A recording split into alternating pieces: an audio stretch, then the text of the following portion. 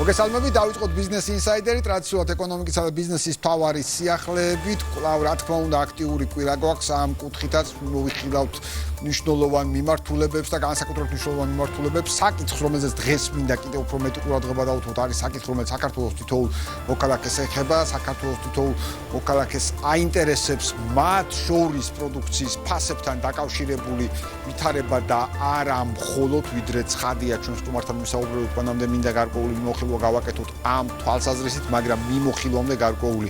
შესავალი, როდესაც პროდუქციის ფასებზე ჩვენ ვსაუბრობთ, აუცილებლად ჩვენმა კვალიფიცირებულმა მსმენელმა და მაყურებელმა იცის ძალიან კარგად, რომ ინფლაციასთან დაკავშირებული პროცესი არის სწორედ ფასებთან დაკავშირებული პროცესი. ამავდროულად და ინფლაციის მიმოხილვას განსაკუთრებულ ყურადღებას უთმობთ. ყურადღება მივაქციეთ ჩვენ გასულ კვირას და ძალიან დეტალურად მოვიხილეთ საქართველოს ეროვნული ბანკის ასევე სახსტატის მიერ გამოქვეყნებული მონაცემები ინფლაციასთან დაკავშირებით, პროდუქციის ფასებთან დაკავშირებით. ნახეთ საინტერესო ტენდენცია, კლების ტენდენცია, მაგალითად სურსათზე და უალკოჰოლო სასმელებზე ინფლაციის ამ კომპონენტში, სადაც ეს კლების ტენდენცია დაფიქსირდა და მთლიანობაში დაფიქსირდა ინფლაციის კლების ტენდენცია, ისიც აღნიშნეთ, რომ სხვა თანაბარ პირობებში ჩვენ ველით მიმდინარე წლის ინფლაციის შემცირებას, თუმცა კიდევ ერთხელ სხვა თანაბარ პირობებში, ვინაიდან ვხედავთ, რომ სხვა თანაბარი პირობები ბოლომდე ვერ სრულდება, გამომდინარე გლობალური მოვლენებიდან, გარე რისკებიდან, გარე შოკებიდან, რომელიც შესაძლოა ქვეყანას აქვს ამ შემთხვევაში და ბუნებრივია ღია ეკონომიკის მქონე ქვეყანას ყოველთვის ექნება, მით უმეტეს ჩვენ ახლოს სამეზობლოში მიმდინარე ვითარებიდან გამომდინარე, როდესაც საუბრობთ პროდუქციის ფასებზე, ცხადია იგულისხმება ამ შემთხვევაში ასევე იმპორტირებული პროდუქციის ფასები, ვინაიდან ინფლაციის მდგენელი და ჯამში ჩვენ სასურსათო კალათაში შემავალი პროდუქტების ფასების მდგენელი ასევე განისაზღვრება იმპორტიდან გამომდინარე, კვლავ ინფლაციის კომპონენტები რო ავხსნათ შერეული ადგილობრივი და იმპორტირებული ინფლაციის წილში, ბუნებრივია იმპორტირებული ინფლაციას, დიდწილად იმპორტირებულ პროდუქციას დამოკიდებული ქვეყნებს მით უმეტეს აქვს განსაკუთრებული დატვირთვა და ამ კუთხით არის მთელი რიგი პროდუქცია, რომლის ფასსაც ჩვენ უბრალოდ ვერაფრით ვერ გავაკონტროლებთ, ადგილობრივი წარმოების არსებობის გამო, მათ შორის ნავთობპროდუქტებთან დაკავშირებით ძირითად მიმართულებებს გულისხმობ ამ შემთხვევაში და ნავთობპროდუქტებზე ფასების ტენდენცია, რომელიც დღეს მსოფლიოში უფრო მეტად აქტუალურია, ცხადია მთელ რიგ რისკებს აჩენს ამ თვალსაზრისით და ბუნებრივია დაკვირვება საჭიროებს თუ როგორი იქნება გადმოცემის პოტენციური ეფექტი საქართველოს. მაგრამ ამავდროულად ჩვენ ვნახეთ საქართველოს მთავრობის და პრემიერ-მინისტრის ძალიან აქტიური ჩართულობით ინიციატივა, რომელიც შეეხება სასოფლო პროდუქციის ფასებზე დაკვირვებას, შესწავლას და შემცირების სივრცის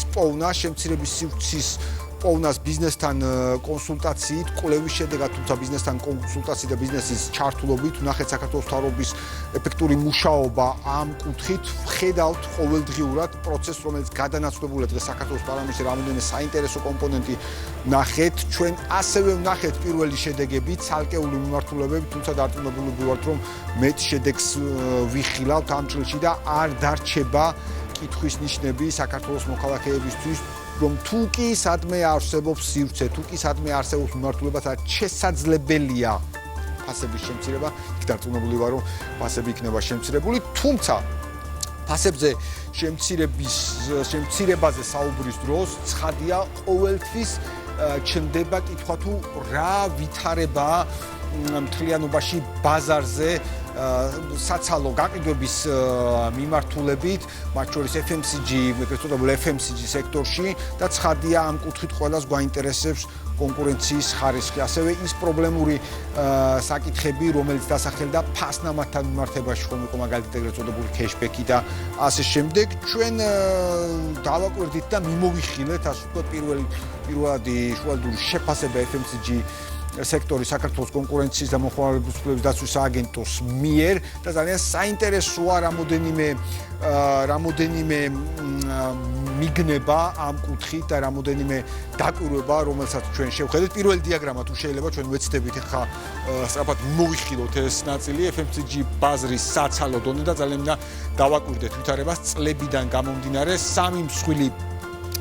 კომპანიის წილი თუ დავაკვირდებით იზრდება წლიდან წლამდე, მოცემულია 2023, 2024, 2025 წლის მაჩვენებლები და 2025 წელს უკვე სამი მსხვილი კომპანიის წილი თითქმის 50%-ამდე ფიქსირდება. ოდნავ სხვა ვითარებაა უკვე ჩვენ შევხედავთ 5 მსხვილი კომპანიის წილს 23-24-25 წელს ამ შემთხვევაში 59%-ს აღემატება 2025 წლის მარჩვენებელი, რაც ზრდის ტენდენციაა ასევე ამ თვალსაზრისით, მაგრამ კიდევ ერთხელ ვსაუბრობთ 5 მსხვილი კომპანიის მარჩვენებელზე, ანუ გამსხვილება მსხვილი კომპანიების სამკუთხედით ეს ტრენდი აქ არის დაჭერილი ამ თვალსაზრისით. აქ საინტერესოა 10 მსხვილი კომპანიის მარჩვენებელი, 10 მსხვილი კომპანიის მარჩვენებელთან ჩვენ ვხედავთ 62%-ზე მაღალ მარჩვენებელს, რომელიც არის გაზრდილი 2025 წელს, ანუ ეს არის 11%-ზე მეტი მატება თუ ჩვენ ავიღებთ მათ შორის 2023 წლის მარჩვენებელთან შედარებით 7%-ზე მეტი მატება 2024 წლის მარჩვენებელთან შედარებით. ანუ ეს არის ვითარება ბაზარზე, რომელიც ამ კუთხით არის FMCG სექტორზე, ცხადია შუალედური მარჩვენებლები და ჩვენ ამ ნაწილს მივუხილავთ კიდევ უფრო დეტალურად, თუმცა ამავდროულად საინტერესოა მეტი დეტალიზაცია სხვა მიმართულებით. შემდგომი დიაგრამა თუ შეიძლება, სადაც ჩვენ უკვე შევხედავთ ვითარებას, რომელიც დასახელებულია გარკვეული ტიპის პრობლემატურ ნაწილად FMCG რიტეილის cashback-ი და მისი საშუალო მარჩვენებელი. ჩვენ სწრაფად მოვიხილავთ რამოდენიმე ტიპის პროდუქტს, რომელიც ამ შემთხვევაში არის ერთის მხრივ განსაკუთრებულად მოთხოვნადი და მეორე მხრივ ასე ვთქვათ, ყოველთვის ნაცნობი ამ თვალსაზრისით ყოველდღიური ნაწილი შეიძლება ასე ითქვას. წყლის შემთხვევაში რიტეილის cashback-ის საშუალო მარჩვენებლის ასევე ზრდის ტენდენციას ვხედავთ. საინტერესოა რომ ამ კუთხით უფრო დიდი ნაწილი გვაქვს წლების შეფასებული, ფაქტობრივად 5 წლიან ჭრილში, წყლის შემთხვევაში ვხედავთ ამ ზრდის ტენდენციას 22-დან 33%-მდე, ანუ აქ არის ფაქტობრივად 11%-იანი მატება, ვხედავთ 20-დან 24%-მდე მატებას კვერცხის შემთხვევაში, რესურსის ზეთის შემთხვევაში, გარკვეული ტიპის კლებაც კი ფიქსირდება 20-24-25 წლებში, თუმცა თუ ჩვენ შევადარებთ ამ შემთხვევაში 20-21 წლის მარჩვენებელს, ამ შემთხვევაში თითქმის გაორმაგებულ მარჩვენებელს ვხედავთ ამ ნაწილში. შემდგომი დიაგრამა თუ შეიძლება, რომელიც აქ გვაქვს ამ შემთხვევაში წარმოქმნილი, რიტეილის cashback-ის მარჩვენებელი კვლავ აქაც არის გარკვეული ტიპის პროდუქტები წარმოდგენილი, მათ შორის არის კარაქის ნაწილი, რომელიც ამ შემთხვევაში თუ შევხედავთ წლებიდან გამომდინარე გარკვეულწილად გაზრდილია კვლავ cashback-ის მარჩვენებელი, ისევე როგორც მაწონი რძის ჭრილშიც, აი რძის შემთხვევაში ისევე როგორც წინა შემთხვევაში ჩვენ Z-თან დაკავშირებით ვსაუბრეთ, გარკვეული ტიპის ცვლილება გვაქვს ამ ნაწილში, შემცირების კუთხით 24-25 წლებს ავიღებთ, თუმცა თუ ავიღებთ 21 წლის მარჩვენებელს, ასევე 10%-იან ზრდას შევხედავთ cashback-ის ნაწილში და კიდევ ერთი თუ შეიძლება შემდგომი დიაგრამა, სადაც უკვე ვხედავთ რიტეილის cashback-ის მარჩვენებლებს ციციბურის, ბრინჯის და ფქვილის შემთხვევაში, ასევე ყველაზე უფრო მოთხოვნად პროდუქტებთან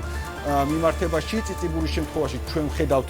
ერთის მხრივ კლებას 24-25 წელთან მიმართებაში 2%-იან ნაწილს, მაგრამ 5%-იან ზრდას თუ 21 წლის მარჩვენებელს ავიღებთ, მაგრამ დავაკვირდეთ ბრინჯის შემთხვევაში, ამაზეც გამახვილდა ყურადღება მათ შორის საქართველოს პრემიერ-მინისტრის მხრიდან, როდესაც ფასებზე იყო მთლიანობაში საუბარი, 10%-იანი მატება 2021 წლის შემდგომ 2025 წელს 15-დან 25%-მდე გაზრდილ ნაწილში და ფქვილის შემთხვევაში ვითარება სტაბილურია თუ ჩვენ შევხედავთ ამ ნაწილს, გარკვეული ტიპის მერყეობა იყო, თუმცა ჯამურად თუ ავიღებთ 21 წლის მარჩვენებელს და მას შევადარებთ 25 წლის მარჩვენებელს, მარჩვენებლები დაახლოებით თანაბარია ამ კუთხით. მოკლედ ეს არის ვითარება, პირველადი დაკვირვება, პირველადი მიმოხილვა ამ კუთხით ამ ბაზარზე არსებული ნაწილის, კიდევ ერთხელ საქართველოს კონკურსის მოხმარების დაცვის სააგენტოს ჭრილში და ახლა მინდა სწორედ ეს საკითხები მიმოვიხილო უკვე ჩვენს სტუმართან, ბატონ ირაკლი ლექვინაძესთან, საქართველოს კონკურსის და მოხმარების დაცვის სააგენტოს თავმჯდომარესთან. ბატონო ირაკლი, მოგესალმებით. მოგესალმებით. მადლობას გიხდით Business Insider-ში მაესტროზე მოგზავნებისათვის. და მადლობას გიხდით ამ საინტერესო კვლევის მოგზავნებისთვის, თუმცა ვიდრე ამ სექტორზე გადავიდოდეთ სასაუბროდ, გუშინ 9 მარტს დაიწყო კვირეული მოხმარებლის დაცვის მეოთხე საერთაშორისო კვირეული 9-16 მარტი ამ პერიოდის განმავლობაში ჩვენ ძალიან ბევრი გვინდა რომ მათ შორის მოხმარების დაცვის მიმართულებით ვისაუბროთ. შეგიძლიათ პირველ რიგში კვირეულთან დაკავშირებით გითხრათ რა იგეგმება, რა განხორციელდა უკვე და ასე შემდეგ. მოგესალმები, ჩვენს მაყურებელს მივესალმები. პირველ ნაწილთან დაკავშირებით გეტყვით, რომ ჩვენ გუშინ გაიხსნა მომხმარებელთა დაცვის კვირეული, რომელიც ორგანიზატორი არის 6 უწყება საქართველოში, რომელიც პასუხისმგებელია მომხმარებელთა უფლებების დაცვაზე და ასევე პროდუქტის უსაფრთხოებაზე. ეს არის უკვე ტრადიციული მარტის თვეში დაგეგმილი აქტივობა და უკავშირდება მომხმარებლის საერთაშორისო დღეს, რომელიც მთელი მსოფლიოს მასშტაბით აღინიშნება სხვადასხვა აქტივობებით. ჩვენ ტრადიციულად ამ ღონისძიებას ვხსნით თბილისში და შემდეგ არის 4 რეგიონალური ქალაქი ყოველ ჯერზე. ეს ქალაქები იცვლება და ჩვენი მიზანია რომ მაქსიმალურად მივაწოდოთ ინფორმაცია რეგიონში მცხოვრებ მოქალაქეებს სხვადასხვა სფეროში საკუთარი უფლებების შესახებ, იქნება ეს საფინანსო, დაზღვევის, სურსათისმგებლობის, იქნება ეს ენერგეტიკის, კომუნიკაციების თუ სხვა დანარჩენის, რომელსაც ასევე ჩვენი უწყება ფარავს მთლიანობაში მომხმარებელთა უფლებების დაცვის კუთხით და ერთი კვირის მანძილზე ჩვენ ესე რომ ვთქვათ ძალიან ახლოს მივალთ მომხმარებელთან და მოუყვებით მათი უფლებების შესახებ და ასევე იმ შედეგების შესახებ, რომელიც ამ პერიოდში ყველა უწყებას ჰქონდა. ძალიან გვინდა რომ შემდგომ კვირეული შევაფასოთ ასევე ამ ნაწილში და რა თქმა უნდა პირველ რიგში წარმატებულ კვირეულს გისურვებთ, ისე როგორც წინა წლების ანალოგიური აქტივობები იყო საკმაოდ აქტიური და საინტერესო აქტივობებით დატვირთული ამავდროულად. ვინაიდან ჩვენ საუბრობთ მომხმარებლის უფლებების დაცვის მიმართულებაზე, აუცილებლად მინდა გკითხოთ ასევე მინარეტლის 2 თვის სტატისტიკა, რომელიც ვნახეთ და ასევე ვნახეთ რომ გაცხადებით რაოდენობა არის 92%-ით გაზრდილი. რა ვითარებაა ჯამში ამ კუთხით, როგორია სურათი აი ამ ასეთი აქტიური პერიოდიდან გამომდინარე? კონკურენცისა და მომხმარებლის დაცვის აგენტო უკვე 2022 წლიდან აღასრულებს ამ ფუნქციას, მომხმარებელთა უფლებების დაცვა, რასაც ქვია. ბოლო წლევანდელი წელი გამორჩეული, ამით რომ თითქმის გაორმაგებულია მაჩვენებელი მომხმარებელთა მომართვიანობის. ეს ერთის მხრივ უკავშირდება იმას, რომ ცნობიერება უფრო გაზრდილია და უფრო მეტმა იცის საკუთარი უფლებების შესახებ. მეორე არის ის, რომ ზოგადად ვაჭრობის სფერო და ონლაინ ვაჭრობის სფერო საკმაოდ დინამიურად მზარდია და გაზრდასთან ერთად ბუნებრივია იზრდება ის საკითხები, რაც შეიძლება გარკვეულ პრობლემატიკას თუ მომხმარებლის პრეტენზიას უკავშირდებოდეს მყიდველის მიმართ და მე ვფიქრობ ასევე ჩვენი გადაწყვეტილებების უმრავლესობა კი არა და დაახლოებით 90%-ზე მეტი წდება მომხმარებლის სასარგებლოდ და თვითონ მომხმარებელი ყვება შემდგომ თავის წრეში იმ გამოცდილების შესახებ, რომელიც ჰქონდა ჩვენს უწყებასთან და ესეც ვფიქრობ, რომ ერთგვარი ნდობის ზრდის შედეგიც არის, იმიტომ რომ ალტერნატივა თუ მომხმარებელს პრეტენზია აქვს მოვაჭრესთან, ერთი ალტერნატივა არის რომ მიმართოს კონკურენციის აგენტოს, რომელსაც აქვს შეზღუდული ვადა საჩივრის განხილვის და გადაწყვეტილების მიღების და მეორე ალტერნატივა არის სასამართლო, რომელიც ხარჯიანია და ასევე გრძელდება საკმაოდ ბევრად უფრო მეტხანს, ვიდრე მაგალითად ჩვენთან საკითხის განხილვა. ჩვენთან ყოველგვარი საზღაურის გარეშე ნებისმიერ მომხმარებელს შეუძლია მოგმართოს 15-20 ხელხაზზე მიიღოს მისთვის საჭირო ინფორმაცია და განაცხადის წარმოდგენის შემდეგ უკვე ჩვენი თანამშრომლები ერთვებიან საკითხის მოგვარებაში დაახლოებით წლიურად 1 მილიონ ლარამდეა ის თანხა, რომელსაც მომხმარებელი იბრუნებს ჩვენი ჩართულობის შედეგად. ხშირ შემთხვევაში ეს თანხები ერთეულ შემთხვევაში დიდი არ არის, შეიძლება იყოს 150 ლარი, 200 ლარი, 300 ლარი, ყოფილა 50 ლარიანი შემთხვევებიც, როდესაც მაგალითად პრინციპი საკითხია უბრალოდ რომ მომხმარებელმა საკუთარი უფლება დაიცვას, თუმცა ზოგჯერ მასშტაბი ერთ მოვაჭრესთან მიმართებაში იმხელაა, რომ ის ბევრი 50 და ბევრი 150 ლარია, ამიტომ ჯამში ამ ციფრზე გავდივართ და დაახლოებით 65% მოდის ონლაინ ვაჭრობაზე, იმიტომ რომ ეს სფერო დინამიურად მზარდია და პლუს განსხვავებით ფიზიკური ვაჭრობისგან მომხმარებელს პირადი შეხება ნივთთან არ აქვს და როცა იღებს ნივთს, მერე აქვს იმ ახასიათებლებთან შედარების საშუალება, რასაც თავიდან ქონდა სურვილი, რომ ის მიიღო როგორც ასურველი ნივთი. ძირითადად არის ტექნიკა და ტანსაცმელი, რაც ამ ონლაინ ვაჭრობის ნაწილშიც და ფიზიკური ვაჭრობის ნაწილშიც ხდება და ბოლო პერიოდში გაზრდილია აი მიწოდების სერვისები, უცხოეთთან ნივთის გამოწერის დროს ემსახურებიან. ამ დროსაც ხდება თქვენი ჩარევა, ხო? ნახეთ თუ მაგალითად უცხოეთში რეგისტრირებული ვებ-პორტალიდან ხდება ნივთის გამოწერა, უკვე ის გვერდია უკვე პასუხისმგებელი და იმ ქვეყნის კანონმდებლობა, სადაც ის გვერდია რეგისტრირებული, თუმცა ტრანსპორტირებისას თუ მას ადგილობრივი კომპანია ემსახურება, აი ეს ნაწილია უკვე ჩვენი ყურადღებისაგან, იმიტომ რომ ნივთი ზოგჯერ იკარგება, ზოგჯერ ზიანდება, ზოგჯერ გარკვეული ხარვეზით ჩამოდის, რომელიც გადამზიდავის პრობლემაა და ეს სფერო ასევე თავის დინამიურ ზრდასთან ერთად ეს პრობლემატიკაც მზარდია ბოლო პერიოდში. ამიტომ და პლუს კიდე აი მიტანის სერვისები, რომელიც ასევე ძალიან ესე რომ ვთქვათ აქტიურია და ამ ნაწილშიც მოხდა საქართველოს არსებული მიტანის სერვისებთან დაკავშირებით ასევე თუ პრეტენზია თქვენ შეგვიძლია რომ მოგმართოთ. კი, აქ იყო პრეტენზიები ქართულ ენას დენის კომუნიკაციასთან დაკავშირებით. ანუ ასეთ ტიპის პრეტენზიებიც შესაძლებელი. იმიტომ რომ არის შემთხვევები, როდესაც მიტანის სერვისის კომპანიის კურიერი ვერაგნებს მისამართს, აგვიანებს, ან ვერაგებინებს და ნუ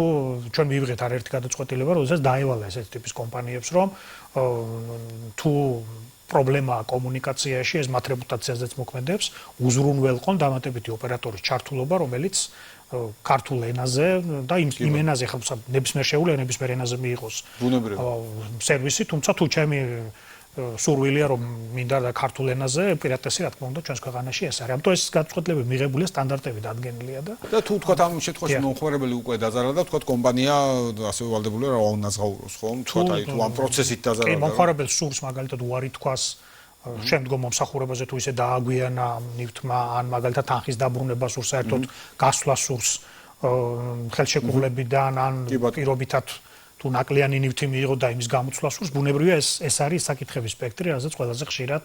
ითხოვენ მომხმარებლები პრეტენზიის სახით. ხო, ეს საინტერესო ნაწილია სხვა შორის, აი ენის პრობლემა ვახსენეთ და სხვადასხვა ნაწილი და ეს სფერო, კურიერების სფერო პირდაპირ არის დაკავშირებული შრომითი მიგრაციის კანონთან დაკავშირებულ ცვლილებებთან და ჩვენ გუშინ ინტერნეტში სწორედ დამსაქმებელთა ასოციაციის წარმომადგენელთან საუბრობდით ამ საკითხებზე. და ასევე მინდა გკითხოთ, აი როდესაც თქვენ ახსენეთ აი ონლაინ შეძენის შემთხვევაში, თუ სწორად გავიგეთ საზღვარგარეთ შეძენის შემთხვევაში, თუ ნივთი ერთი სახით შევიძინეთ და ნუ დაზიანებული ჩამოვიდა უკვე კომპანიას, რომელიც საქართველოში ეს გადამზიდა კომპანიასთან, ჩვენ შეგვიძლია რომ ვიდაოთ ამ საკითხზე, ანუ მოგმართოთ თქვენ ამ შემთხვევაში რომ დაგვეხმაროთ აი ამ პროცესის გამოსწორებაში, ანუ კიდევ ერთხელ რომ ეს არ შეეხება მხოლოდ საქართველოში არსებულ კომპანიებს, რომლებიც საქართველოს თუ ვყიდულობთ პირობითად მაგალითი რომ მოვიტანოთ ყველასათვის ცნობილ პლატფორმებზე, რაიმე ნივთს ან აუქციონზე ავტომობილს თუნდაც. აი ავტომობილის შემთხვევაში რომელიც აი ერთ-ერთი პოპულარული შევარჩიე ფოტოვნახე და ესე შემდეგ, მაგრამ გადაზიდვის დროს, ან ჩამოტანის დროს, თუ მას ემსახურება ქართული კომპანია, ჩამოტანის დროს კი, მაგალითად, ხო, კონტეინერში ზოგჯერ ხდება შემთხვევები, როდესაც შეიძლება ავტომობილი დაზიანდეს, ან სხვადასხვა ნივთი ან დაიკარგოს, ან დაზიანდეს, ან შეიძლება სხვა ნივთი მოვიდეს, ეგეთი შემთხვევებიც არის და გადამზიდავი არის საქართველოში რეგისტრირებული კომპანია და პრეტენზია არის მის მიმართ, რა თქმა უნდა, ეს არის საკითხი, რომელსაც კონკურენციისა და მოხმარებლის დაცვის სააგენტო განიხილავს. კი ბატონო, მნიშვნელოვანი ნაწილია ეს და ძალიან კარგია, რომ თქვენი ჩართულობით როგორც ვთქვი, ძირითადად მორიგებებითაც თავდება ხოლმე საქართველოში. კი, უმრავლესი შემთხვევები არის მორიგებით, ანუ ეს ჩვენ ვეძახით პირობითი ვალდებულებების ხელშეკრულებას, როდესაც შესწავლის პროცესში კომპანია უყურებს, რომ დარღვევის რისკი მაღალია, მას არ უნდა რომ დამრღვევად დაფიქსირდეს რეპუტაცია, მომხმარებლის კმაყოფილება და ასე შემდეგ და ხდება შეთანხმების გაფორმება სამხრივი მომხმარებლის მოვაჭრეს და ჩვენ შორის, რომ გონივრულ ვადაში ის გამოასწორებს და აღადგენს მომხმარებლის უფლებას და თუ რამე პრობლემა ქონდა სავაჭრო პოლიტიკაში, რამაც ეს პრობლემა გამოიწვია, მაგალითად არ ქონდა კარგად აღწერილი სავაჭრო პირობები, არ ქონდა დაბრუნების პირობები, საგარანტიო პირობები თუ ესე შემდეგ, ჩვენ უკვე ვეხმარებით, რომ ეს კონტექსტით მათ ქონდეს გასწორებული, რომ წინასწარ ვიცოდე მე როგორც მომხმარებელმა, რომ როგორ ვიბრუნებ ნივთს თუ ნაკლიანია, რა ხდება ამ შემთხვევაში და ესე შემდეგ. ამიტომ ამ ხრივ ძალიან ისეთი აქტიური სამუშაო პროცესი მიდის და ძალიან ისეთი ბევრი კომპანიაა, განსაკუთრებით მცირე და საშუალო ნაწილში, სადაც ჩვენი თანამშრომლები აქტიურად კონსალტინგს უკეთებენ უფლების აღდგენის შემდეგ, როგორ უნდა გამართონ სავაჭრო პოლიტიკა. კი ბატონო, ძალიან კარგია ეს ნაწილი და მართლაც გაზრდილი მომართვენობა ნიშნავს იმას, რომ თქვენც იზიდავთ მომხმარებლებს თქვენი სწორი პოლიტიკით და კიდევ ერთხელ კამპანია, რომელიც ახლაც მიმდინარეობს, სწორედ ამას ემსახურება, რომ კიდევ უფრო მეტი მომხმარებელი იქნება აქტიურად ჩართ კიდევ უფრო მეტი მომხმარებელს ეცოდება ვის უნდა მიმართოს თუ დარღვევა იყო. მეორე მხრივ ეს არის პრევენციაც, ვინაიდან კომპანიებმაც იციან, რომ მომხმარებლები აქტიურები არიან და ცხადია წინასწარ განზრახვით უფრო შემცირდება. კი, მომხმარებელთა აქტიობას ძალიან ბევრი რამეა დამოკიდებული, იმიტომ რომ საქმე იწყება მხოლოდ მაშინ და მას შემდეგ რაც ჩვენ მომხმარებელი მოგმართავს, ამიტომ პირველ რიგში თავარი მოქმედი, ასე რომ ვთქვათ, პირი არის აქ არის მომხმარებელი, რომელსაც სურს დაიცვას, აღიდგინოს თავისი უფლება და ეს სხვაჩვარ ჩვენ მოქალაქეები ამ კუთხით ძალიან აქტიურობენ. კი ბატონო, ეს ძალიან კარგია. აუცილებლად მინდა გითხოთ კიდევ ერთი მნიშვნელოვანი მაჩვენებელი სიახლე, რომელიც გვაქვს, ნახეთ ეს კონცენტრაციებთან დაკავშირებული ვითარება 2025 წლის მეოთხე კვარტალში 4887 კონცენტრაცია დარეგისტრირდა, რომ შევაფასოთ უფრო განმარტოთ კიდევ ერთხელ რას ნიშნავს ეს ნაწილი და მეორე მხრივ რას აჩვენებს აი ეს რიცხვი თქვა ამ შემთხვევაში. ბიზნეს კონცენტრაცია ეს ნიშნავს სხვადასხვა ბიზნესების გაერთიანებას, როდესაც ესა თუ ის ბიზნესი ხილობს სხვა კომპანიაში და ხდება ბიზნესების გამსხვილება. ეს საინვესტიციო აქტივობის კუთხით ძალიან მნიშვნელოვანი პროცესია და ასევე როდესაც სექტორი დინამიურად ვითარდება, იქ გამსხვილების პროცესი მიმდინარეობს და აი თქვენც გაცემის დასაწყისში ახსენეთ ეს ძალიან ისეთი აქტუალური თემა FMCG-ის მიმართულებით და იქაც ნახეთ ხომ ეს დინამიკა გამსხვილებისკენ არის მიმართული. ანუ მიზანი რა არის? ეს კონკურენციის კანონმდებლობის აღსრულების მნიშვნელოვანი კომპონენტია, თუ ბიზნესის გამსხვილება ხდება და ის ექვემდებარება გარკვეულ პარამეტრებს, მაგალითად ორი კომპანიის ერთობლივი ბრუნვა 20 მილიონ ლარზე მეტია და თითეული არანაკლებ 5 მილიონი, სავალდებულო შეტყობინებას ექვემდებარება კონკურენციის და მომხმარებლის დაცვის სააგენტოსთან, რომ შეფასდეს გამსხვილების გავლენა კონკურენციის ხარისხზე. ანუ გამსხვილების შედეგად ხდება თუ არა დომინანტი ეკონომიკური აგენტის წარმოქმნა, ან დაუშვათ ეს გამსხვილება მოახდენს თუ არა გავლენას საბოლოო ჯამში კონკურენციაზე. გარდა იმისა, რომ ეს შეტყობინება სავალდებულოა და კომპანიები მოგმართავენ, მაგალითად 2025 წელს ჩვენ 18 კონცენტრაციაზე გავეცით თანხმობა, ეს ნიშნავს, რომ 18 ესეთი გაერთიანება შეფასდა კონკურენციასთან თავსებადობის კუთხით, მათ შორის ორ შემთხვევაში ეს იყო ინდუსტრიის სამშენებლო ინდუსტრიის მიმართულება, როდესაც უარია თქვა კომპანიებს, მაგრამ შემდგომ მათ აიღეს ქცევითი ვალდებულებები, ანუ გარკვეული ვალდებულებები, იმიტომ რომ მათი წილი იყო მოცულობითი და თქვენს რომ მოდელ გარკვეულ პერიოდის განმავლობაში ჩვენ მოვიქცევით ისე რომ გარკვეული ზღვრების ფარგლებში მოქმედებდა არ შევზღუდავთ კონკურენტებს და ეს შემდეგ და ესეთი პრაქტიკა საერთაშორისო გამოცდილებაზე დაყრდნობით ხდება. ამიტომ ესეთი გადაწყვეტილებებიც იქნა მიღებული. რაც შეეხება კონტროლის ნაწილში ჩვენ ყოველკვარტალურად საჯარო რეესტრიდან ვიღებთ ინფორმაციას საქართველოში რეგისტრირებული ყველა გაერთიანების შესახებ, ანუ ყველა კონცენტრაციის შესახებ და შემდგომ ვამოწმებთ, თუ არ იყო რამე ისეთი, სადაც მაგალითად შეუტყობინებლობას ჰქონდა ადგილი. და ასეთ შემთხვევაში ეს ციფრი სწორედ ამას ნიშნავს, რომ გასულ წელს 24000 კონცენტრაცია გადამოწმდა და მხოლოდ მეოთხე კვარტალში დაახლოებით 5000. და ნუ მათ შორის იყო ისეთი კომპანიები, რომლებსაც არ ჰქონდათ შეტყობინება სააგენტოსთან მიმართებაში, კომპანიები დაჯარიმდნენ და დაევალათ, რომ წარმოედგინათ განაცხადი შესაფასებლად კონკურენციის გარემოსთან თავსებადობის კუთხით. თუ აღმოჩნდება, რომ ეს თავსებადი არ არის, შემდგომ ჩვენ გვაქვს მექანიზმი, რომ მიმართოთ სასამართლოს და სასამართლომ დააღადგინოს თავდაპირველი მდგომარეობა. ამიტომ ეს ძალიან მნიშვნელოვანი ნაწილია კონკურენციის სამართალში, რომელიც უყურებს ბაზრის დინამიურ განვითარებას. კი ბატონო, მართლაც ეს მნიშვნელოვანი ნაწილია და მაინც მინდა FMCG სექტორს მიუბრუნდე, ასე ნახეთ თქვენი საკმაოდ საინტერესო მიგნებები და დასკვნები იგივე cashback-თან დაკავშირებით, cashback-ებთან დაკავშირებულ საკითხებზე, მთელი რიგი მოთხოვნად პროდუქტებზე, რომელიც ჩვენ გვაქვს და ასევე ვახსენეთ ის ტენდენცია და ის პროცესი, რომელიც მიმდინარეობს ახლა საქართველოში, ნუ საპარლამენტო ნაწილში გადანაცვლებული პროცესი, მანამდე სამთავრობო ნაწილში იყო, ჩართული ხართ მთელ ამ პროცესში. მესმის რომ ახლა პროცესი სხვა განზომილებაშია გადასული და სხვაგან მიმდინარეობს, სხვა მიმართულებით მიმდინარეობს საუბარი დისკუსია მოკლება. თუმცა თქვენი სააგენტოს ჭრილში აი რას აღნიშნავს ის მაჩვენებლები და ის მიგნებები, რომელიც თქვენ გაქვთ, ანუ როგორ აფასებთ ამ ბაზარზე არსებულ ვითარებას? პირველ რიგში უნდა ვთქვა, რომ საკითხი იმდენად კომპლექსურია, რომ ეს კომისიური მუშაობა არის ძალიან მნიშვნელოვანი, იმიტომ რომ გადაწყვეტილებები ყოველთვის ცდება ერთი უწყების შესაძლებლობებს და მნიშვნელოვანია, რომ როგორც სამთავრობო, ასევე საპარლამენტო კომისიის ფარგლებში ის რეკომენდაციები და დასკვნები რაც იქნება, შემდგომ აღსრულების კუთხით იქნება ეფექტური, რომ მიეხმაროს ამ ბაზარს უფრო ჯანსაღ და დინამიურ კონკურენციაში. ეხლა ბაზარს ასაც ჩვენ ვუყურებთ და 2023-დან გვაქვს ჩვენ ამ ბაზარზე დაკვირვება. ბაზარზე ციფრებიც ჰქონდათ წარმოდგენილი, მიმდინარეობს აქტიური გამსხვილების პროცესი. ჩვენ შეფასებით ბაზარი არის დაახლოებით 2025 წელს 14 მილიარდი ლარის მოცულობით. ჩვენ ვაფასებთ დაახლოებით 14 მილიარდი ლარი. 12,000-მდე სავაჭრო ობიექტს, რომელიც FMCG პროდუქტებით ვაჭრობს და რომლებიც DGG-ს დეკლარირებას აკეთებენ, ამ მონაცემებზე დაყრდნობით გვაქვს ეგ ციფრი მიღებული და პლუს ამაში არ შედის აფთიაქები, რომლებიც ასევე ნაწილობრივ ყიდიან FMCG პროდუქციას. აქედან დაახლოებით 4,000-ზე მეტი არის ქსელური მაღაზიები, დანარჩენი არის სხვადასხვა სავაჭრო ობიექტები, მათ შორის ღია, შეიძლება ბაზრობის რაღაც ობიექტები და მთლიანობაში ბაზარი ამოცულობით გვაქვს. თუ დავაკვირდებით დინამიკას, ორგანიზებული ქსელის თლიანი წილი 65%-მდეა გაზრდილი, როდესაც მაგალითად 2020 წელს ის დაახლოებით 32%-ის ფარგლებში იყო. სამი მსხვილი კომპანიის წილი არის დაახლოებით უკვე ბოლო წელს განსაკუთრებით გაიზარდა და 22-დან 59%-მდე ავიდა, ხუთის მსხვილის წილი 44-დან 59-მდე ავიდა და რატო ვამბობ ამას?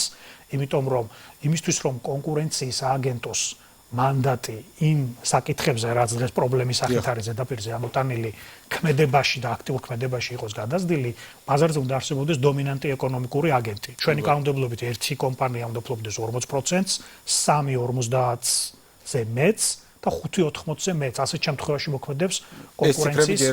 ეს ჯერ არ ამბობს იმას, რომ ბაზარზე არის დომინანტი ეკონომიკური აგენტი, თუმცა ჩვენ ვამბობთ, რომ გარკვეულ საკითხებში ძალაუფლების მხარე არის ერთ მხარეს და ეს არის FMCG-ს მხარე, რომელსაც შეუძლია განსაკუთრებული კომერციული პირობები უკარნახოს განსაკუთრებით ახლად შექმნილ მცირე, საშუალო და შედარებით სუსტ მოთამაშეებს. და აი ეს კეშბექების პროცენტები ის არის საშუალო მონაცემი აბსოლუტურად ყველა გადასახადის, რომელიც ხარჯის სახით მიმწოდებელს. კი, ეს არის მაღაზიაში შესვლა იქნება, თანხის დაბრუნება იქნება თუ ესე და არა აქვს მნიშვნელობა ხა იქ FMCG-ის მარჟაში მოხდება ეს თუ დისტრიბუციის მარჟაში, მთლიანობაში ეს ფასწარმოქმნის რგოლში სერიოზულ ტვირთს აკეთებს ჩვენი შეფასებით მთლიანობაში და ეს დინამიკა მზარდია ბოლო წლებში, აი თქვენც ნახეთ რომ იზრდებოდა და ამ ზრდაში არის მათ შორის წვლილი იმ დისტრიბუტორების და მიმწოდებლების, რომლებიც საკმაოდ ძლიერები არიან და მათ აქვთ რესურსი, რომ მაგალითად კონკურენცია ერთმანეთში გასცენ, ვინ უფრო უკეთეს პოზიციაზე მოხვდება ქსელში. ეს არის ძალიან მნიშვნელოვანი მომენტი. ამიტომ ნახეთ ჯერჯერობით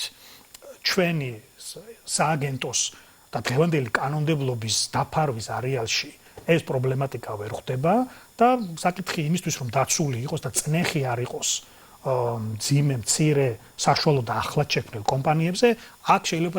იყოს საჭიროება დამატებითი მექანიზმების, რომელიც ხელს შეუწყობს და უფრო განავითარებს კონკურენციას და ეს პრაქტიკა არსებობს ძალიან ბევრ ევროპულ ქვეყანაში და მე დარწმუნებული ვარ, რომ იგივე საპარლამენტო და სამთავრობო კომისია საბოლოო ჯამში ამაზე იმსჯელებს და მიიღება ესეთ გადაწყვეტილებები, რომელიც შეავსებს დღეს არსებულ კონკურენციის კანონმდებლობას, რომ ის იყოს უფრო ეფექტური და უფრო, ასე რომ ვთქვათ, აღსრულების უფრო ესეთი ქმედითი მექანიზმები ქონდეს აი ესეთი პრობლემატიკის დროს გარდამავალ პერიოდში, როდესაც სექტორის დინამიურს დასთან გვაქვს საქმე, მაგრამ არა გვაქვს მეორე მხრივ მოცემულობა, როდესაც აი არის დომინანტი და აქ უკვე ერთვება, ასე რომ ვთქვათ, კლასიკურად კონკურენციის კანონმდებლობა. კი ბატონო, აუცილებლად მინდა გითხოთ ძალიან მოკლედ, რამდენად შეგვიძლია კიდევ ორი მნიშვნელოვანი ბაზრის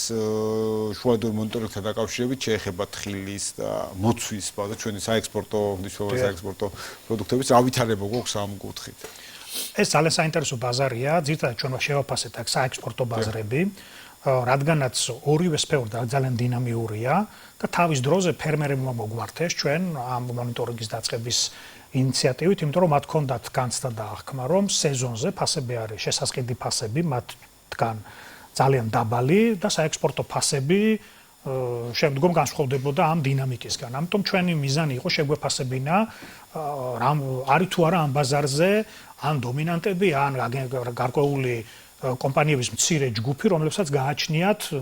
მოლაპარაკებებში ძალაუფლება ფერმერებთან მიმართებაში. თუმცა აღმოჩნდა, რომ როგორც ერთ, ასევე მეორე მიმართულებით საკმაოდ ბევრი ექსპორტიორი კომპანია გვაქვს, იქ დაახლოებით 50-მდეა, ორივე შემთხვევაში და ეს დინამიკა სულ იცვლება, საკმაოდ დივერსიფიცირებულია და ყველაზე მსხვილი კომპანიების წილიც ახლოს არ არის დომინანტობის მაჩვენებელთან და ფასტაშორის სხვაობები ძირითადად განპირობებულია სხვადასხვა ტექნიკური თუ ხარისხობრივი პარამეტრებით. ამიტომ აქაც ამ პროცესთან გვაქვს საქმე, არა კონკურენციაში პრობლემა, არამედ უფრო სხვა, ესე რომ ვთქვათ, არსებულ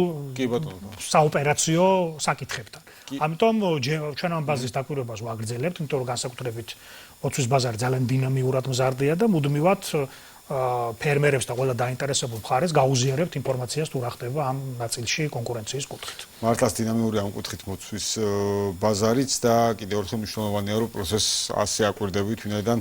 არის საშუალება უფრო კვალიფიციური შეფასების ვითარების. აი დავაზუსტებ ერთ რამეს, აი თხილის ბაზარი გასული წელი ძალიან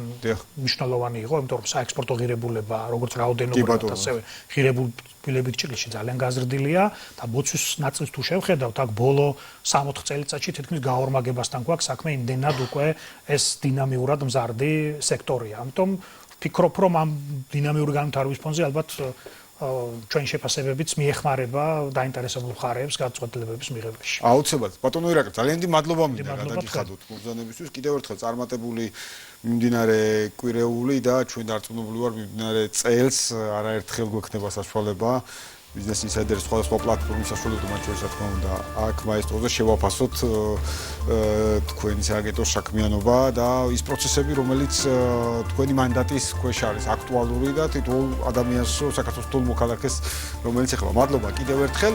დღეს Business Insider-ი ამით დასრულებულია. ტრადიციულად ეკონომიკისა და ბიზნესის მთავარ სიახლეებს თქვენ გაეცნობით ვებგვერდზე Business Insider-ში. კიდევ ერთხელ დღეს გემშვიდობებით და ჩვენ დავბრუნდებით ხვალ კვლავ ბიზნესისა და ეკონომიკის მთავარი სიახლეებით.